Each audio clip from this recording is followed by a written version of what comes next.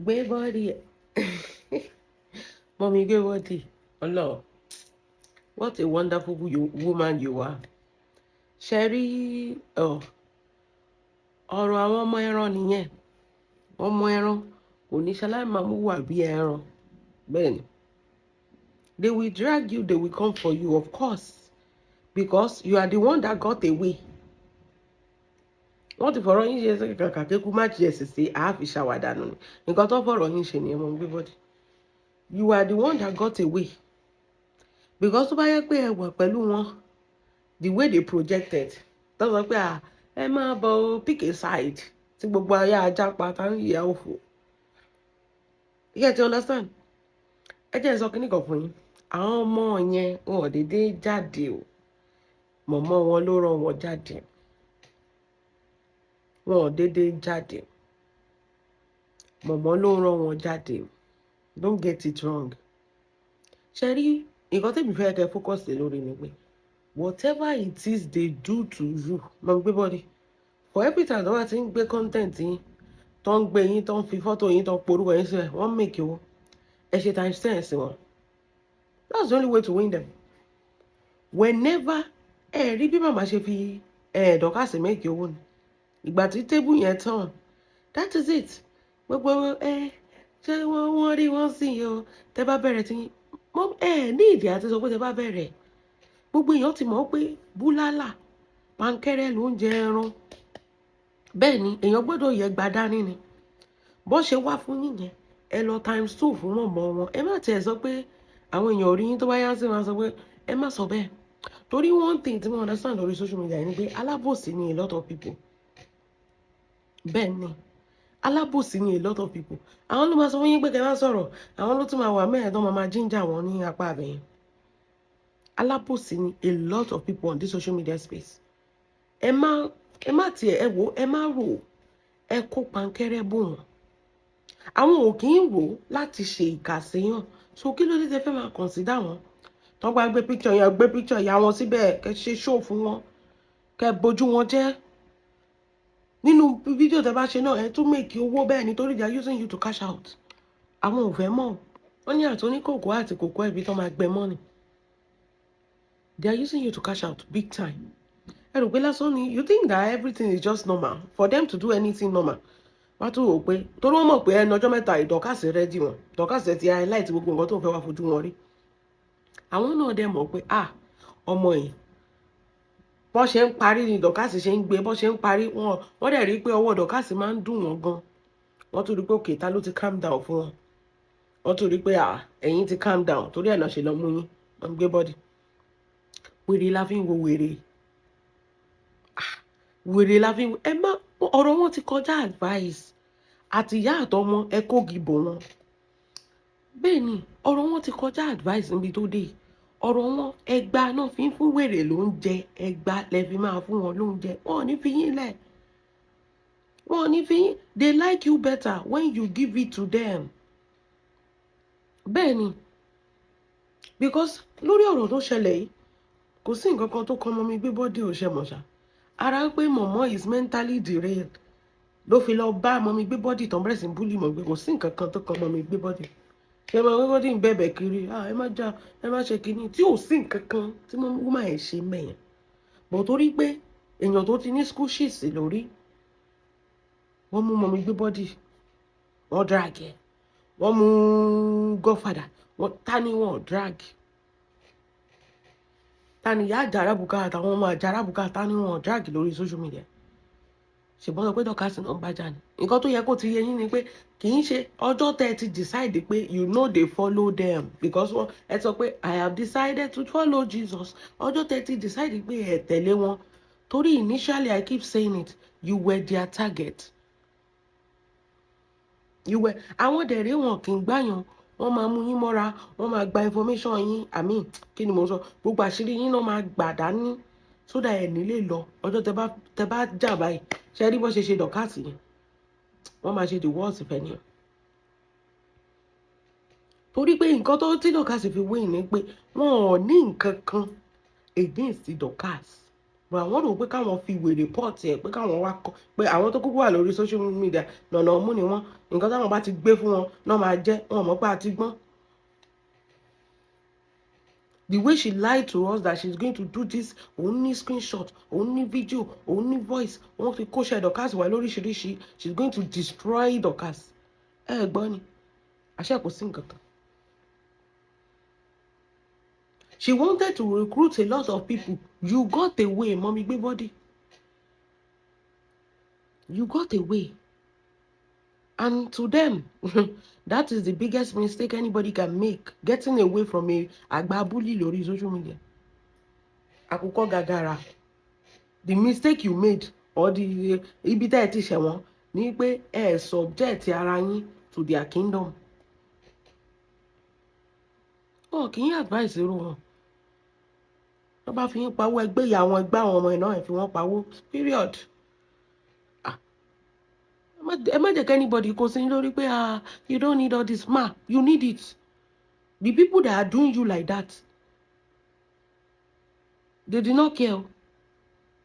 And they will keep doing it except ẹnu ara yín lẹ́bí máa gbára yín lẹ̀ lọ́wọ́. A ní ẹ kó gìbò wọn àti ìyá àtọmọ ẹlú àlùfẹ́ ẹ̀kú fẹ́ ẹ̀kú. They don't care. And you are silent for a long time now. You did not even talk. And gbogbo ìgbà tí wàhálà yẹn ti ṣẹlẹ̀, you've been on your own. But do you think they will stop from dragging? They will not stop. The only thing that will make them stop is the ban fún wọn ní aura for aura. Bẹ́ẹ̀ ni. Ẹ rò pé mọ̀ ẹni mọ̀mọ́ wọn ò rí wọn sí. Àní mọ̀mọ́ wọn ló rán wọn síta pé kán lọ dragging. Na ìyá àjàrà bùkà, that is how they operate. She go use this one attack this one. Kì í dẹ́ ṣe pé ó nífẹ̀ẹ́ àwọn èèyàn. Ọjọ́ táwọn èèyàn bá ti máa ṣẹ̀ báyìí, gbogbo wọn gbogbo àṣírí wọn ló ń bọ̀ wá tún ta pẹ́rẹpẹ̀rẹ. Ẹnu ẹ̀ máa ń jò bí báskẹ̀tì. Gbogbo àwọn tó ń rán síta gbogbo àwọn dragging kì í ṣe pé kó nífẹ̀ẹ́ ni wọn. Ara ẹnìkan ló nífẹ̀ẹ́ náà. Ó kàn lù wọn àṣírí iṣẹ́ àlòpàtì ni. Ohun èlò àlòpàtì làwọn yẹn. Àwọn yẹn ti mortgage life wọn. Ọjọ́ tó bá ṣe tán pẹ̀lú wọn, ibi báyìí lẹ máa jókòó sí ẹ máa sọ pé ṣé màmá tún lè ṣe bí eléyìí ládùúrú bẹ́ẹ̀ ni ṣe drag mi. Ọmọ gbé bọ́dì ọlọ́run lẹ́ṣẹ̀ lọ́wọ́ anybody ṣe anybody bọ̀ wèrè ni wọ́n àtàwọn àti mọ̀mọ́ wọn ọjọ́ ọlọ́pọlọ ẹ ti mọ̀ wípé they don't think before they run to social media and come and bully anybody. Wọn kì í ronú. Látara mọ̀mọ́ gan láti máa mọ báwọn ọmọ ẹ̀ ṣe rí, àwọn ọmọ wèrè tó ń drag yín. Látara mọ̀mọ́ láti mọ báwọn ọmọ ewúrẹ́ ṣe máa rí, báwọn náà ṣe fẹ́ rí ju bọ́ ṣe rí yẹn lọ. Ìgbà tó yẹ pé ìyá wọn gan unstable human being, báwo lẹ ṣe wá rò pé àwọn ọmọ máa stable? Ó ní mò ń sọ fún yín. If they don't even advise them, but this is what I'm going to do. Tó bá gbé wọ́n kíní wá, ẹ má jẹ́ kán délé pé kán tó parí báyìí gan tán láìfù ẹ tẹ̀ sí ìyá wọn lójú. Ẹ bójú ìyá wọn jẹ́. Pẹ̀lú gbogbo adúrú bẹ́ẹ̀ ṣe fún ìyá yẹn. If ìyá can subject you to bully like that, ẹ wá sọ kí lè wá àwọn ìṣẹ́wọ̀n erin tó ń tẹ̀lé kí lè rò pé wọ́n máa ṣe. Kí lè rò pé wọ́n máa ṣe.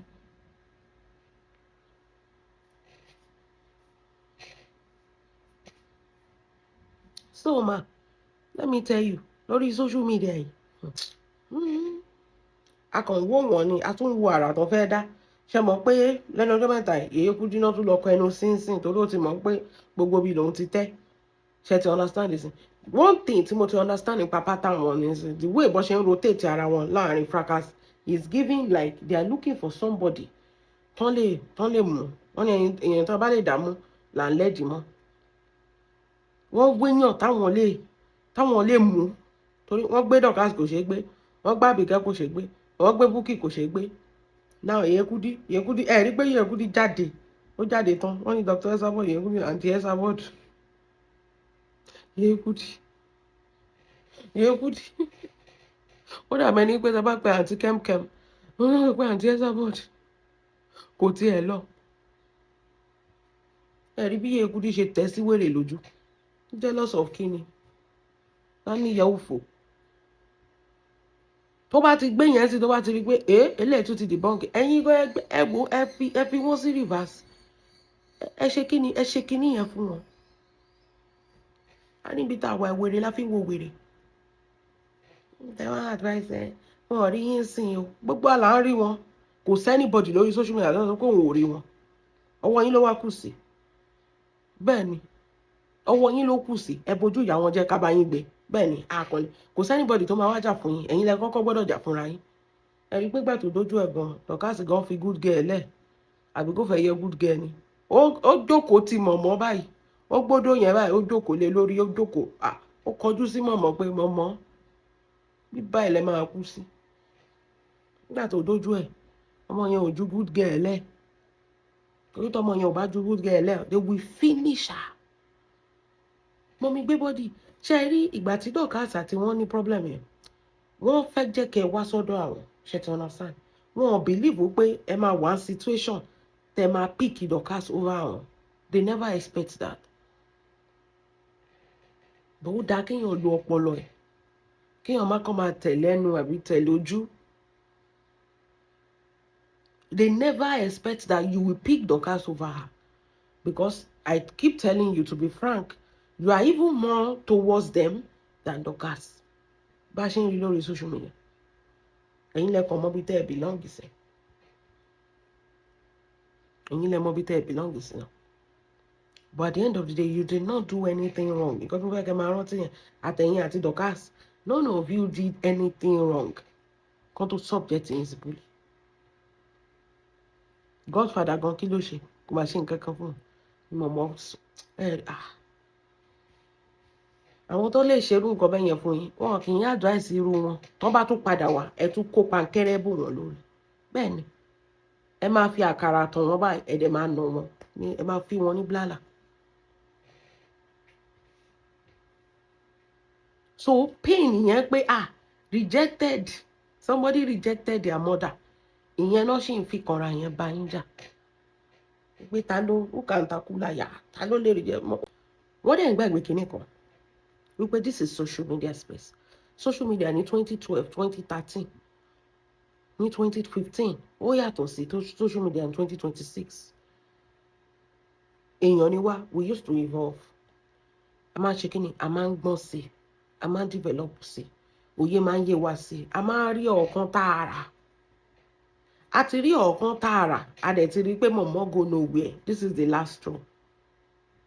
Mọ̀mọ́ nìkan ló ṣòro pé láyé ọjọ́ òun ni màmá ṣe ń lò 2026 kò lè work. tó bá yẹ pé láyé ọjọ́ yẹn ni láyé ọjọ́ òun nǹkan tó ń ṣe fún yín wọ́n ti ṣe rí mo ní old format náà ṣì ń lò wípé they will bully you you have no choice to go and apologize to them and you go and join them nǹkan tó ń ṣì ń ṣe nìyẹn. láyé ọjọ́ òun if you say anything and you disagree they will bully you she will send her soldier hands to the kini they will bully you at the end of the day you will have no choice everybody will corner you because everybody was afraid of her not today anymore and that is the rejection tí ìyá wọn ò fẹ́ gbà lẹ́rọ̀ wípé gbogbo wa ti gbọ́n you have nobody na only her now who she get she no get anybody if she get people see Ejide restaurant it's scanty lọ́jọ́ bẹ́ẹ̀ díẹ̀ náà èèyàn mélòó gan ló wá sí party wọ́n sọ pé we are the biggest of wọn gan shock ẹ pé nobody want to associate kò sẹ́ni tó fẹ́ kàn fi tí wọn bá tòun jẹ́.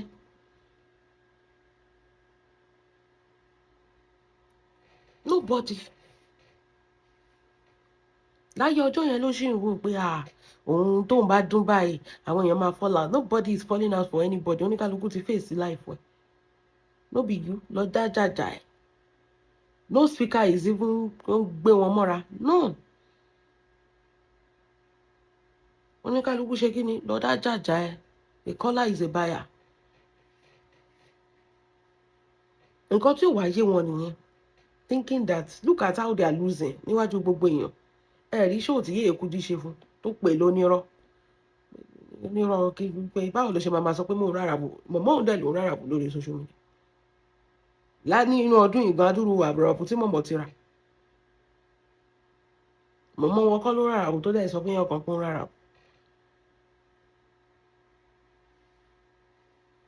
wọ́n ti rí pé òkè yéé kú dé òtún ṣe é gbé wọ́n tún ti padà sọ̀dọ̀ yín wọ́n ń wéyàn tó jẹ́ pé ó easy ẹ pé wọ́n á kàn máa búlì, wọ́n á fi máa powó on the side lẹ́gbẹ̀ẹ́gbẹ́. Nǹkan tó ń wá nìyẹn.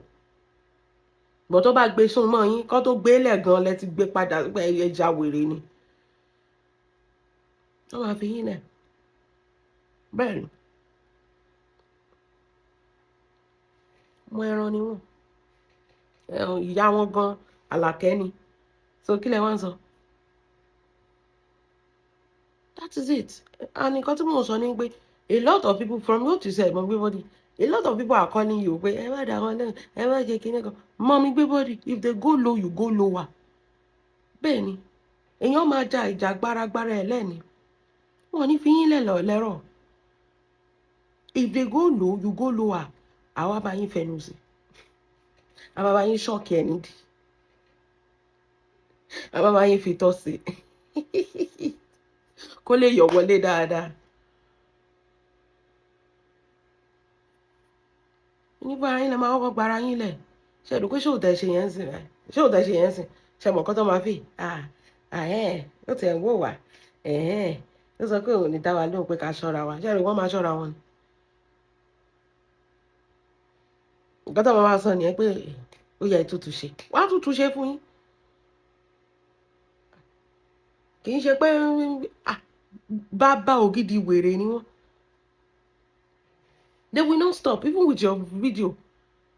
Inú ìyá wọn gan máa tún dùn ní pé ó ti reply. Ó yá ẹ tún lọ kóbò.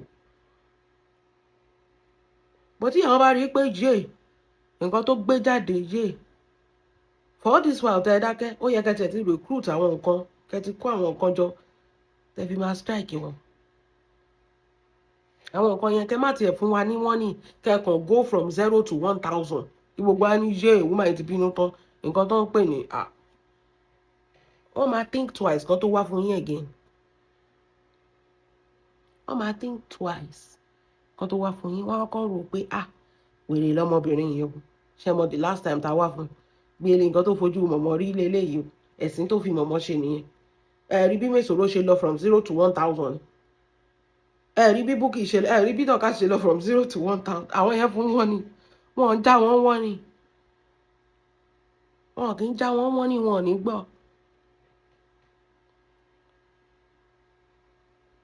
Bọ̀ ó máa kan mọ̀mọ́ lára tó bá jẹ́ pé ẹ kò lẹ́gba, ó máa kan lára pápápá. That is it. They are always looking for somebody softer. Wọ́n á rí pé kò lè ṣe bí nǹkan tó kọ́kọ́ ṣe fún Dorcas, wọ́n rò pé kò lè yan. Wọ́n mọ̀ pé ọmọ yẹn ibi tó ní rúùtù dé, àwọn gan ò lè dúró. Peace ló rú wọn lójú, tí ò cloud bíi pé peace bò wọn lójú. Kò jẹ́ kó mọ̀ pé peace ló jẹ́ kí òjò kẹ́yẹlé pọ̀ màdíyẹ. Kò jẹ́ kí mọ̀mọ́ tètè rọ́ ọ̀kan pé ẹ̀yin kọ́ lẹni fans o, ẹ̀yin kọ́ lẹni speaker o. Peace lane ló jẹ́ káwọn èèyàn wà pẹ̀lú yín o. Bí peace ṣe dàrú báyìí oníkálukú jápa ni pé kò ní dáa fún peace. Initially òun rò pé òun lòun ní speaker, òun lòun ní àwọn èèyàn, kò mọ̀ pé Dorcas gangan ló ní gbogbo ẹ̀ tó bá yẹ kó mọ̀ ni. Ó miscalculate mẹ́rin náà. Òun náà rí báyìí ó jájó lọ́wọ́. Kò wá ṣe padà sí. Kò ṣe reverse padà. Ó wá kúkú tẹ wèrè bọ́lẹ̀. Mo gbé bọ́dì. Ẹ ṣe kinní yẹn fún wọn. Àwọn máa bá yín fi tọ́ọ̀sì. Ẹ ṣe kinní yẹn fún wọn. Bẹ́ẹ̀ ni. Ẹ ti ẹ̀ jẹ́ bí anybody níbi tó dé. Gbogbo ayé dẹ̀ mọ̀. Àkókò ń rí. Tí bá sọ fún yín pé mi ò rí fídíò tó ń ṣe fún yín, mo parọ́ ni. Gbogbo speaker ń rí. Gbogbo silent watcher ń rí. Everybody ló ń rí. Response yìí ló máa wá determine bóyá ẹ̀yin gan pójú sùn. Ṣé kinní yẹn fún ìyá wọn kò ní dáa fún wọn bí tán wà. Tani yẹ òfò. Nǹkan tó ń ṣe fún yín kò tiẹ̀ yẹ kẹ́ já wọn wọ́n ní ìkẹ́ tó wá fún wọn Ọlọ́run. Nǹkan tó ń ṣe fún yín lórí ìkànnì kò tiẹ̀ yẹ kẹ́ kàn sí láì pé tẹ́ bá bẹ̀rẹ̀ kí ni. Gbogbo ìgbà tẹ́ bá ti come across wọn kẹ́ máa ṣèyà fún wọn ni, kì í ṣe pé kinní. Tẹ́ bá ti rí wọn báyìí kọ́ máa jẹ̀yà ni. Bẹ́ẹ̀ ni. Wọ́n ṣe léè tó dá wọn, wọ́n kàn máa kóyà fún wọn.